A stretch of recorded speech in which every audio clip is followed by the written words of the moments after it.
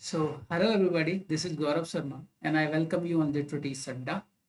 जैसा कि हम बात कर रहे थे एमपी टेट के विषय में, और इस कड़ी में हमने काफ़ी टेक्स्ट को, है ना, ऑथर्स को ऑलरेडी पढ़ लिया है, और इसी कड़ी में हम आगे बढ़ रहे हैं। तो आज हम जिस ऑथर की बात करने वाले हैं वो आर के नारायण हैं। मैंने आर के नारायण साहब को बीच में इसलिए उठाया है जस्ट बिकॉज वो नोवेल की कैटेगरी में फॉल करते हैं, है ना, और उनके जो वर्क्स हैं वो नोवेल की कैटेगरी में आती हैं जो हमारे सिलेबस में प्रिस्क्राइब्ड है। तो इसीलिए आज हम उनकी बायोग्राफी के बारे में बात करेंगे, और आने वाले जो भी क्लासेस होंगी उनमें हम उनके नोवेल्स के बारे में बात करने होंगे। चलिए स्टार्ट करते हैं। हम बात करते हैं आर के नारायण की, है ना। एग्जाम के पर्सपेक्टिव से आप ये बात बिल्कुल भी मत भूलना कि ये 1906 को जन्मे और 2001 को ये भगवान को प्यारे हो गए। ठीक है। इनका पूरा नाम था राशिपुरम कृष्णा स्वामी अय्यर नारायण स्वामी। इतना जो नाम है राशिपुरम कृष्णा स्वामी, ये इनका पेट्रोनिक नेम है, मतलब पीढ़ियों से,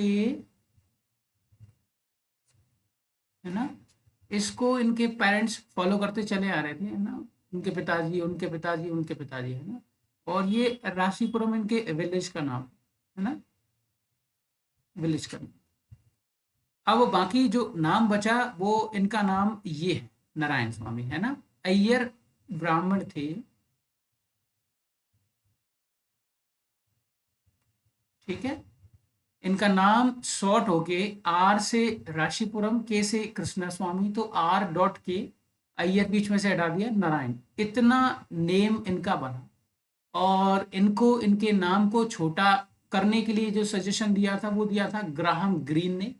ग्राहम ग्रीन एक फेमस ऑथर है ना, जो कह सकते हैं कहीं ना कहीं लिटरेरी गाइड थे, या फिर इनके मित्र मान लीजिए, है ना, जिन्होंने इंग्लैंड में रह के इनके काफ़ी शुरुआती वर्क्स को पब्लिश करने में हेल्प करी थी। बिकॉज शुरुआती समय में इनके कोई भी वर्क्स पब्लिश नहीं हो रहे थे, है ना, कोई एक्सेप्ट नहीं कर रहा था जिस प्रकार की राइटिंग इनकी थी ना, कि जो इंडियन थीम्स के साथ डील करे, है ना कहीं इन्होंने वो सारी चीज़ें प्रोजेक्ट करने का प्रयास किया जो इनकी सोसाइटी में होने लग रही थी, है ना। तो उस समय में एक व्यक्ति ग्राहम ग्रीन नाम का, जो एक महान ऑथर भी है ना, इंग्लिश, तो उन्होंने कहीं ना कहीं आर के नारायण की हेल्प करी, और इनके शुरुआती तकरीबन 3 से 4 वर्क्स को खुद के बिहाफ पे, खुद की क्रेडिट पर पब्लिश करवाया, है ना। जैसे स्वामी एंड द फ्रेंड्स हुआ, है ना, और आपका इंग्लिश टीचर हुआ, है ना, द डार्क रूम हुआ, ऐसे करके 3-4 वर्क्स थे जिनको इन्होंने शुरुआती पीरियड में पब्लिश करवाया, है ना। तो इनको पॉपुलरली नॉन एज आर के नारायण, है ना, इनको इस नाम से जाना जाता है। One of the most distinguished Indian writers in English, है ना, जो इंडियन राइटर्स हैं इंग्लिश के, उनमें से ये बहुत फेमस हैं। He was born on 10th of October 1906।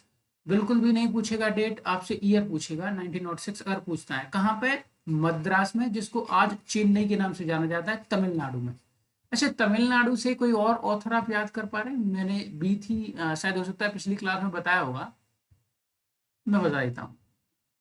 Girish Karnad साहब का संबंध तमिलनाडु से ही था, है ना, याद रखना आपको, क्योंकि जो एक कंट्रोवर्सी है गिरीश कर्नाड साहब से रिलेटेड, जो कैंपेगौड़ा एयरपोर्ट है ना, जो मैसूर में, उसका ये कहीं ना कहीं गिरीश कर्नाड साहब विरोध कर रहे थे कि इसका नाम कैंपेगौड़ा मत रखो, जबकि इसका नाम जो मैसूर का सुल्तान था, टीपू सुल्तान, है ना, उसके नाम पर रखो। तो ऐसे करके थोड़ा सा याद है मुझे, है ना, याद रखना।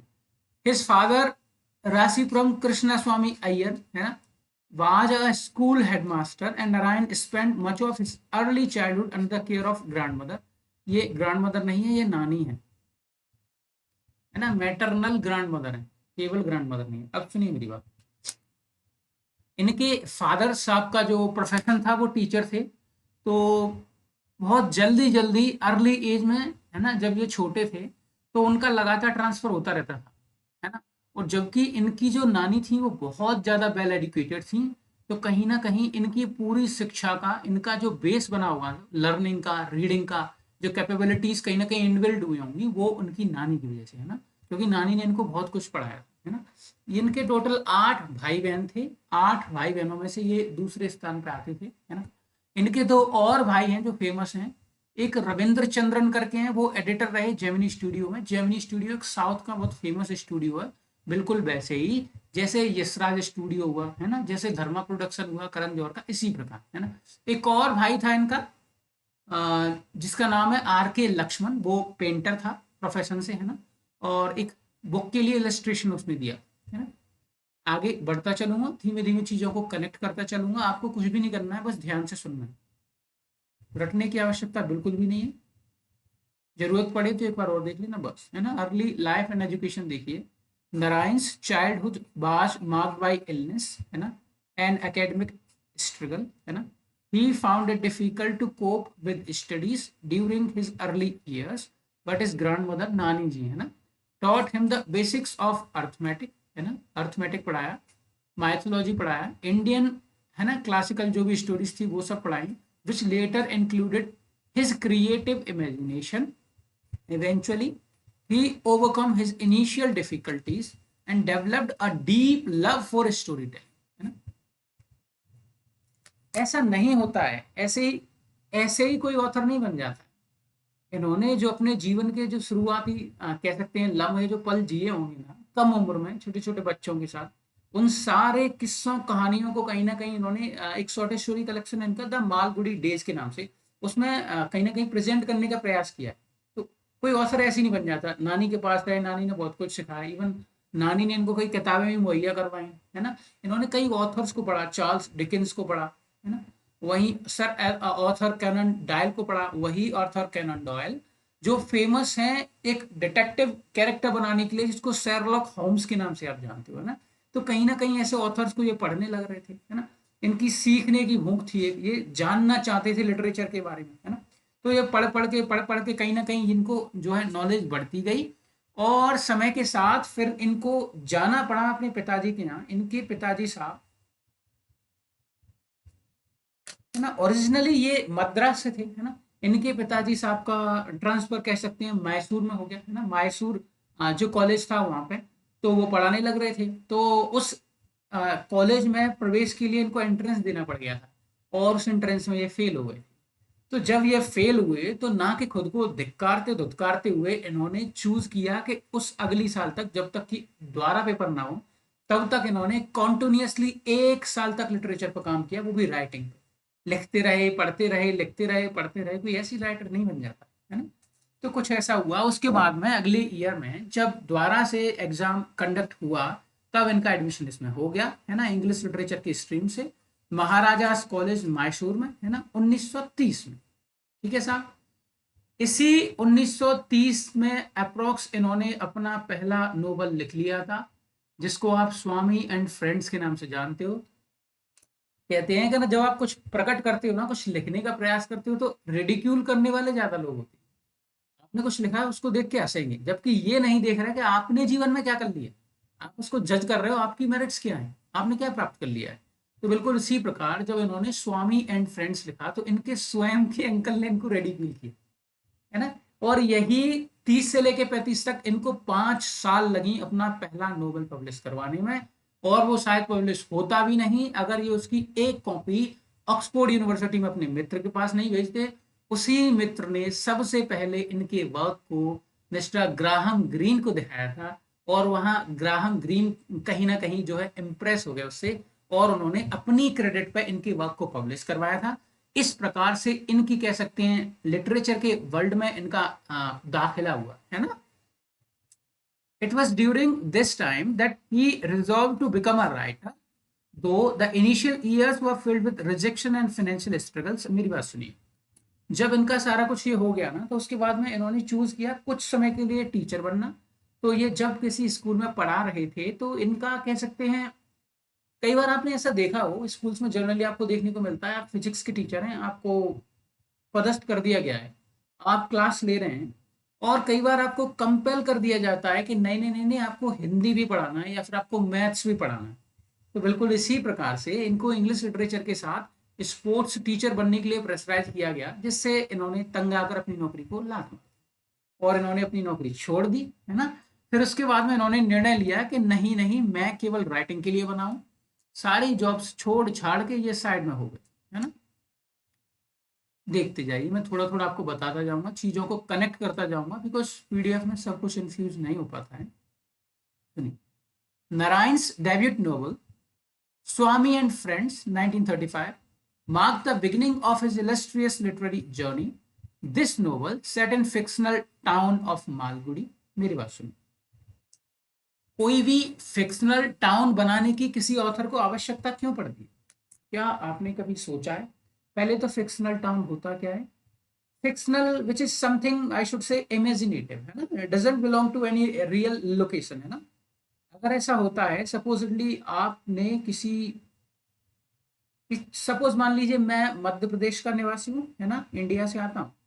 अगर मैंने मेरा कोई नॉवल लिखा और वो सोशल सटायर है, सोशल सटायर मतलब सोसाइटी के ऊपर मैंने कहीं ना कहीं सटायर कसने का प्रयास किया है, चाहे वो जो पॉलिटिकल इन्फ्लुएंसेस हो सकते हैं उसमें, है ना, कहीं मैं पॉलिटिक्स को उसको जोड़ने का प्रयास करूंगा, है ना, या फिर मैं उसको अपनी कंटेम्परेरी सोसाइटी से जोड़ने का प्रयास करूंगा।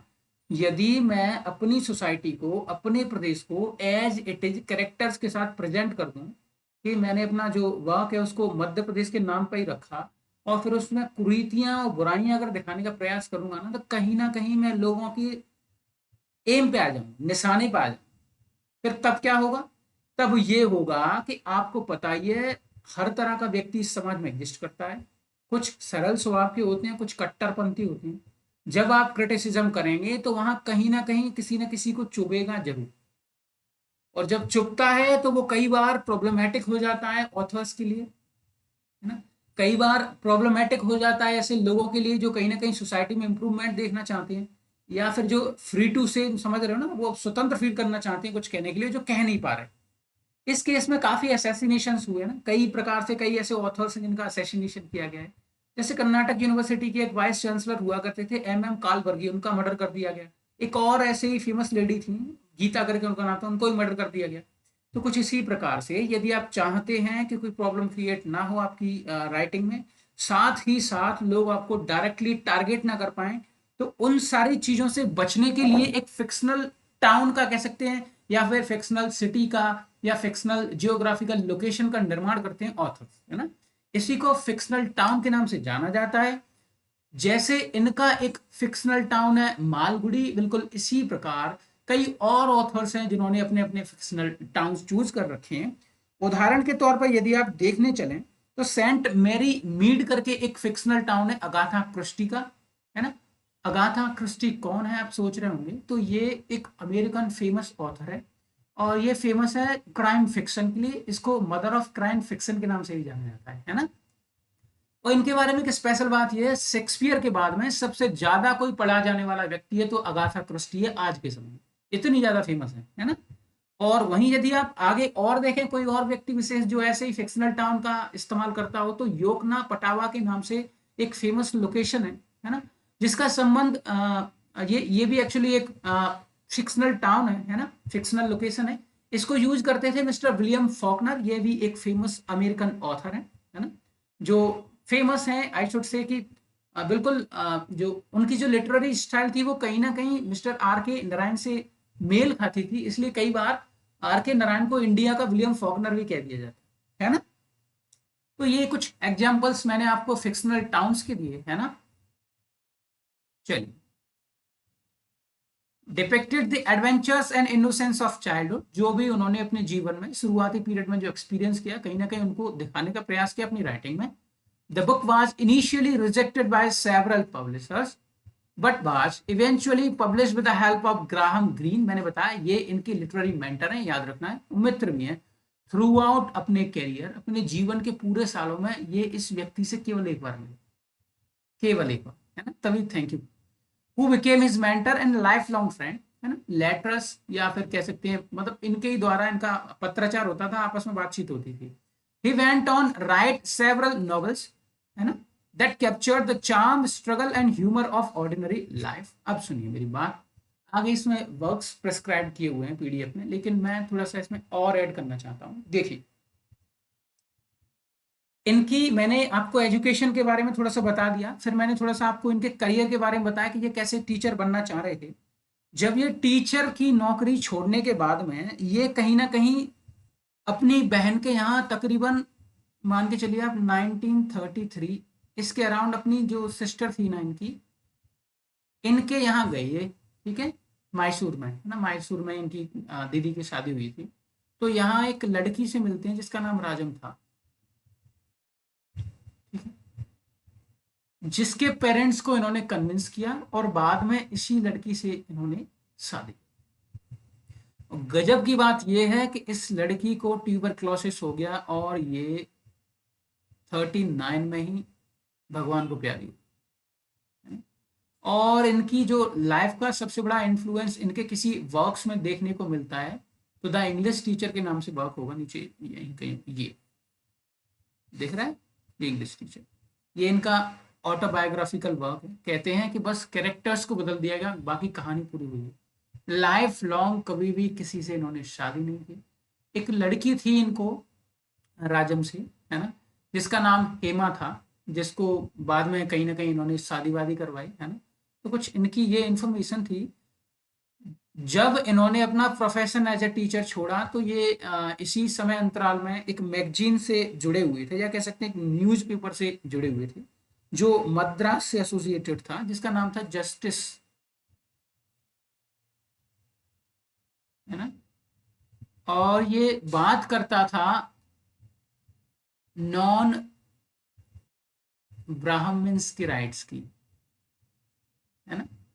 गजब की बात यह है, जो व्यक्ति स्वयं ब्राह्मण है ना, और वो जब लिखने बैठेगा नॉन ब्राह्मण्स की राइट्स के लिए, तो कैसे लिखेगा। जो एडिटर था वो इसी बात से कह सकते हैं कि मतलब एंथुजियास्टिक फील कर रहा था कि जो व्यक्ति स्वयं ब्राह्मण है और वो कैसे प्रयास करेगा एंटी ब्राह्मण थॉट्स लिखने का, है ना। तो कुछ इस प्रकार से आगे भी करियर में इन्होंने द हिंदू के लिए लिखा, है ना, द हिंदू के लिए लिखा, द अटलांटिक के लिए लिखा, इन दो न्यूज़पेपर्स के लिए बाद में इन्होंने लिखा, है ना। एक और फेमस चीज जो आपको पता होनी चाहिए, देखिए, इन्होंने जब कह सकते हैं जब वर्ल्ड वार चल रहा था ना, तो इनका अमेरिका से, है ना, साथ ही साथ में यूके से कनेक्शन कट गया। ग्राहम ग्रीन के साथ इनका कांटेक्ट जो है, जिनकी जो रीच थी वो कहीं ना कहीं रुक गई वर्ल्ड वार के चलते। तो तब इन्होंने स्वयं फैसला लिया अपना खुद का पब्लिकेशन हाउस खोलने का, जिस पब्लिकेशन हाउस का नाम है इंडिया थॉट पब्लिकेशन। आपको याद रखना है, भूलना बिल्कुल भी नहीं है। इंडिया थॉट पब्लिकेशन, ओके, ये इनकी पब्लिशिंग हाउस का नाम है। बिल्कुल इसी प्रकार से यदि आप और कहीं कोई लिटरेचर में आपको कोई याद आ रहा हो तो मैं आपको एक और बताना चाहूंगा।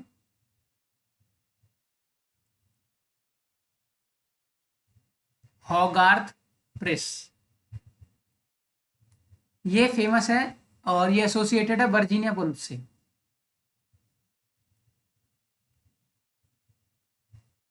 ये भी कहीं ना कहीं अमेरिकन ऑथर थी, है ना। वर्जीनिया वुल्फ के जो हस्बैंड थे लियोनार्ड वुल्फ, उन्होंने और वर्जीनिया वुल्फ ने दोनों ने मिलकर ये प्रेस फाउंड करी थी, जिसको हॉगार्थ प्रेस के नाम से जाना जाता है। यदि आप इंडिया में और देखें तो एक और फेमस प्रेस है जिसको राइटर्स वर्कशॉप के नाम से जाना जाता है,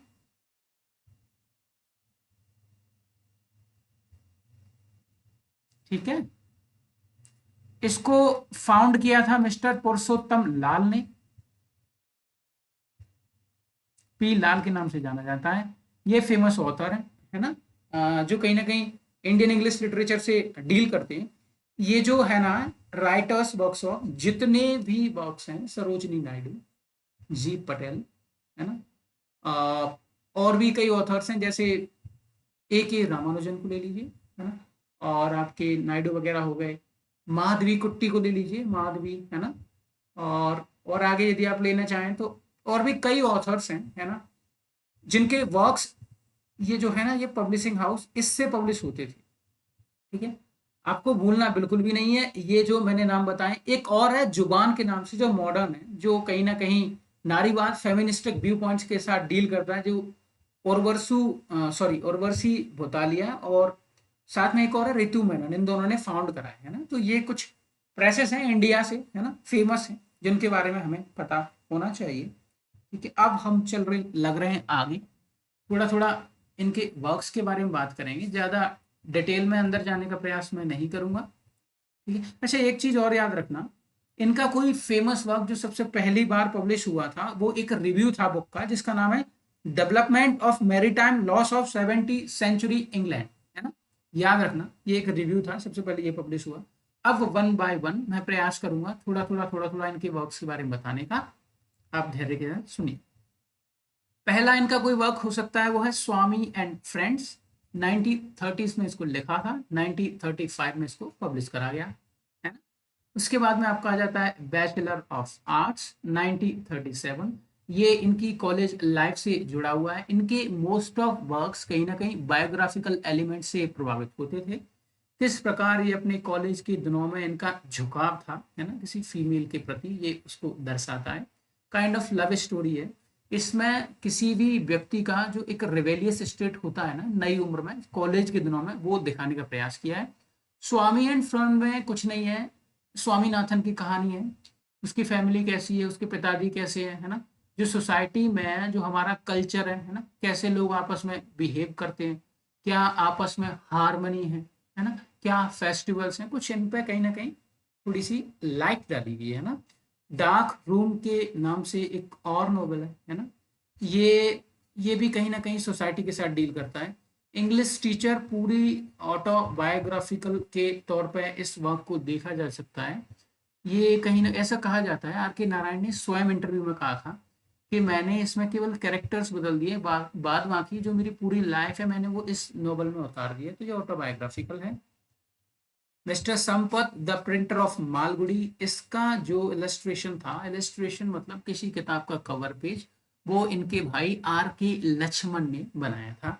आपको याद रखना है ना, थोड़ा थोड़ा बताते चल रहा हूँ, ज़्यादा की आवश्यकता नहीं है। जो हमारे सिलेबस में प्रिस्क्राइब्ड है मैं उसके बारे में बात करूँ, ठीक है। अब इसमें देखें तो द फाइनेंशियल एक्सपर्ट के नाम से 1952 में एक नोवेल इनने पब्लिश कराया। ये डील करता है एक व्यक्ति के साथ जिसका नाम है मिस्टर मरगैया, मरगैया, है ना। ये रियल लाइफ एक व्यक्ति था जिसको मिलवाया था आर के नारायण से, इनके भाई ने, आर के लक्ष्मण ने, है ना।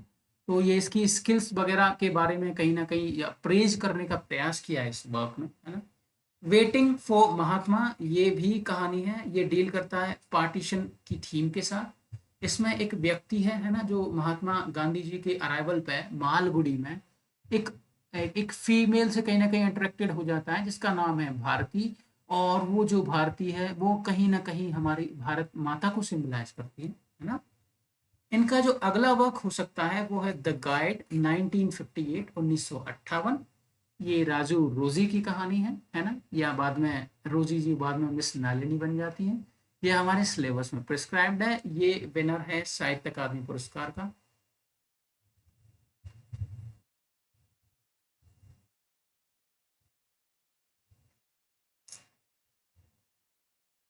है ना, याद रखना, 1960 में, भूलना नहीं। अगला है the man eater of Malgudi. इसमें सोसाइटी के करप्शन को कहीं ना कहीं दिखाने का प्रयास किया गया है, 1961। उसके बाद में द बेंडर ऑफ स्वीट्स, ये थीम के साथ जब ये अमेरिका की विजिट कर रहे थे, इन्होंने अपने जीवन के आखिरी सालों में कई जगह विजिट की। उदाहरण के तौर पर ये यूएसए गए, यूके गए, है ना, ऑस्ट्रेलिया भी गए थे। तो कहीं ना कहीं ये जाने के बाद में वहाँ क्या प्रयास कर रहे थे, ये ऑब्जर्व कर रहे थे कि सोसाइटी की स्थिति क्या हो रखी है, लोग कैसे ही अपने वजूद के लिए आपस में लड़ रहे हैं अन्य कंट्रीज में जाके।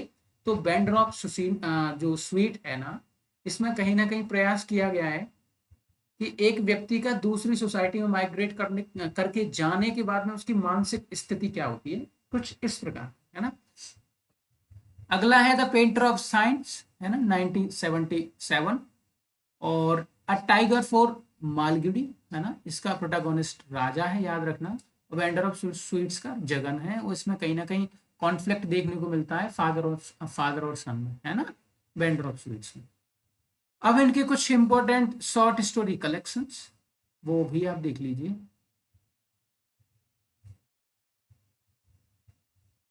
रटने का प्रयास बिल्कुल भी नहीं करना है, आराम से सुनिए ना। मालगुडी डेज 1942 में पब्लिश हुआ, 9 स्टोरीज हैं। गजब की बात यह है, यदि आप मेरे कंटेम्प्रेरी रहे होंगे, मेरी उम्र के समकक्ष हैं, तो आपने कई इनके कह सकते हैं स्टोरीज की ब्रॉडकास्टिंग देखी होगी आपने डीडी नेशनल पे, है ना। तो ये वही मालगुडी डेज वाली कहानी है ना। एंड एस्ट्रोलॉजर्स डे 1947, इसमें 30 स्टोरीज हैं, ये भी इन्हीं का है। एक है अंडर द बनियान ट्रीज एंड अदर स्टोरीज 1985। ये जो अंडर द बनियान ट्री, ये एक कहानी है गुरु की, जो बच्चों को शिक्षा देने का प्रयास करते हैं, है ना। अब एक और है a horse and to goats, ये भी एक फेमस स्टोरी है, आपको याद रखना है। रटने की आवश्यकता नहीं है, यदि आपको लगता है कि भूल रहे हो तो एक बार बस होके निकल जाना, एक बार फिर से देख लेना। जब आपके सामने ऑप्शंस आएंगे एग्जाम में तो आप इजीली बना पा रहे होगे, कोई बहुत बड़ा टास्क नहीं। दिमाग पर जब प्रेशर बनाया जाता है तभी इंसान भूलता है, जनरली ये कोई बहुत बड़ी बात नहीं है।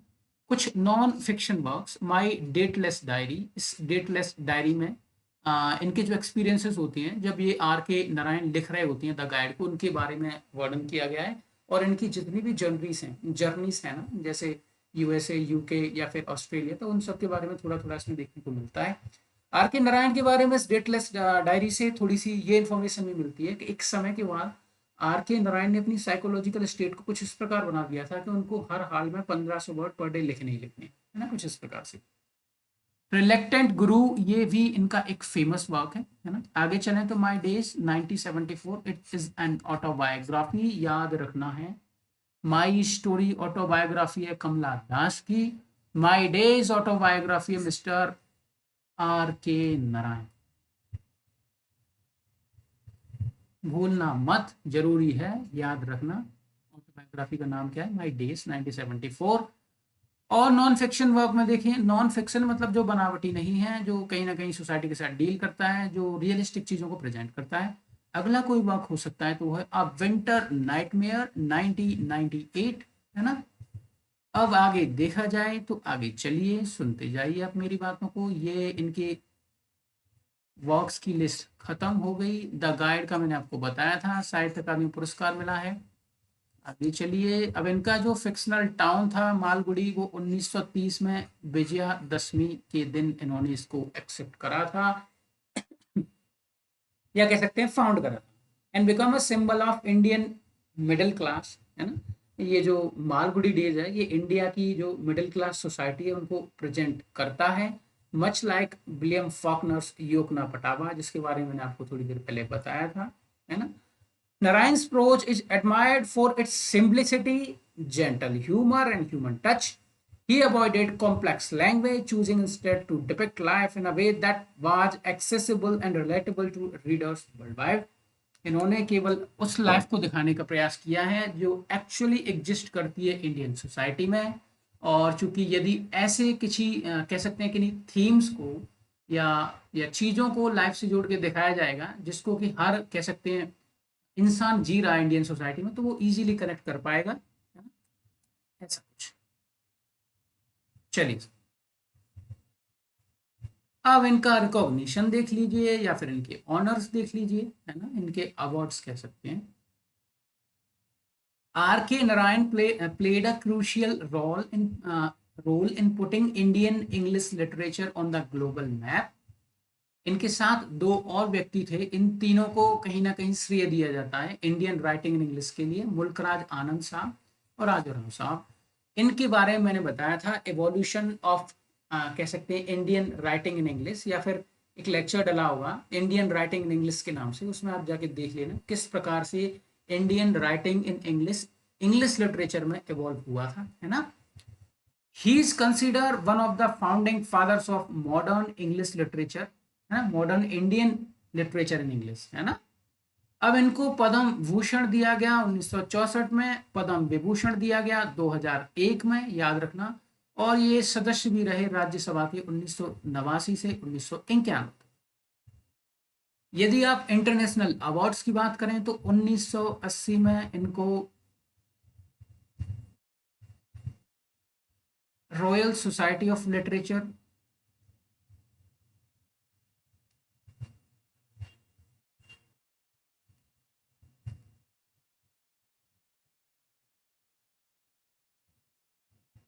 है ना। इससे एक अवार्ड मिलता है, AC करके नाम है कुछ, AC बेंसन, है ना, ऐसा ही कुछ नाम होगा, देख लेना, क्लोज हूँ मैं, जहाँ तक समझता हूँ ये पुरस्कार दिया गया रॉयल सोसाइटी ऑफ लिटरेचर के द्वारा। इसकी इसकी जो फाउंडिंग डेट है वो अराउंड 63 है, लंदन में, याद रखना। और ये उन व्यक्तियों को दिया जाता है रॉयल सोसाइटी ऑफ लिटरेचर के, कह सकते हैं कंपेनियनशिप होती है, या फिर कह सकते हैं जैसे सदस्यता दे दी जाए, जैसे किसी सदस्य को किसी किसी कंपनी में या फिर किसी ग्रुप में सदस्यता दी जाती है, तो ऐसे ही रॉयल सोसाइटी ऑफ लिटरेचर अपनी सदस्यता देता है। उसका एक अवार्ड है AC बेंसन करके, और ये दिया गया मिस्टर R.K. नारायण को 1980 में। 1981 में इनको American literature society and arts की फेलोशिप दी गई, है ना। और रॉयल सोसाइटी ऑफ लिटरेचर से सो क्षमा चाहूंगा, जो हमारी साहित्य अकादमी, उससे इनका संबंध रहा ही, है ना। पर्सनल लाइफ की बात कर लीजिए, मैंने आपको ऑलरेडी बता दिया है, फिर भी थोड़ा सा लाइट डाल देता हूँ। 1939 में ये जो है हाँ ठीक है, तो 1939 में ये पास अवे हो गई, इस पे ध्यान मत दीजिए, इनमें डेथ हो गई थी 1939 में। राजम सिंह ने शादी करी थी। Just after a few years of marriage, this personal loss deeply affected him and influenced his novel the English teacher, मैंने आपको बताया था, which is semi autobiographical. They had one daughter Hema, है ना। और इनकी जो मैंने थोड़ी देर पहले जो इनका जो पब्लिशिंग हाउस बताया था ना, उसको आज भी इनकी ग्रैंड डॉटर रन कर रही है ना। अब लेटर लाइफ और लेगेसी के बारे में बात करी जाए तो टीवी सीरीज रही मालगुडी डेज के नाम से, और इनका देहांत हो गया मई 13, 2001 को चेन्नई में, है ना, 94 साल की उम्र। ठीक है, ये मैंने आपसे बात कर ली इनकी बायोग्राफी के बारे में। मैं समझता हूँ ये, यस जी हाँ जी, तो मैंने आपसे इनकी बायोग्राफी के बारे में सारे एलिमेंट्स जो जरूरी हो सकते थे मेरे व्यू पॉइंट से, मैंने आपके साथ शेयर किए, है ना। तब तक के लिए आप मेरे साथ बने रहिए, जब तक मैं अगला लेक्चर लेके आता हूँ। अगले लेक्चर में हम बात करेंगे इनके जो दो कह सकते हैं वर्क्स हैं जो प्रिस्क्राइब्ड हैं एमपीटेट के सिलेबस में, है ना। तो आप मुझसे जुड़े रहिए, और ये जो लेक्चर्स हैं ये केवल लिमिटेड नहीं है एमपीटेट के लिए, ऐसा बिल्कुल भी नहीं है। मैं वाइड स्पेक्ट्रम लेके चलता हूँ। कोई भी ऐसा फील्ड जहाँ अगर ये वर्क प्रिस्क्राइब्ड है, तो मैं समझता हूँ क्वेश्चन इससे बाहर नहीं जाना चाहिए, चाहे वो UGC नेट हो, है ना, या फिर PGTs हो, TGTs हो, जो भी एग्जाम्स हो, ये उनके साथ डील करता है। थैंक यू वेरी मच, मैं मिलता हूँ आपसे अगले लेक्चर में, तब तक के लिए धन्यवाद। हेलो, हाउ आर यू, मैं गौरव शर्मा हूँ। इंग्लिश लिटरेचर से जुड़े हुए जितनी भी स्ट्रीम्स हैं ना, इंग्लिश लिटरेचर जहाँ भी आता है, चाहे वो UGC नेट हुआ, PGTs हुए, TGTs हुए, है ना, जितने भी KVS NVS वगैरह हैं, जहाँ भी लिटरेचर आता है, उन सभी के सब्जेक्ट मैटर के साथ मैं डील करूंगा इस चैनल पे। मैं उम्मीद करता हूँ आप मुझे फॉलो करेंगे। यदि आप इस क्षेत्र में नए हैं, इंग्लिश लिटरेचर में यदि आप नए हैं, तो आप मेरे साथ जुड़ सकते हैं। यदि आप UGC नेट की तैयारी कर रहे हैं, यदि आपका जानने वाला कोई कर रहा है, तो इस वीडियो को उसके साथ शेयर कीजिए। Thank you.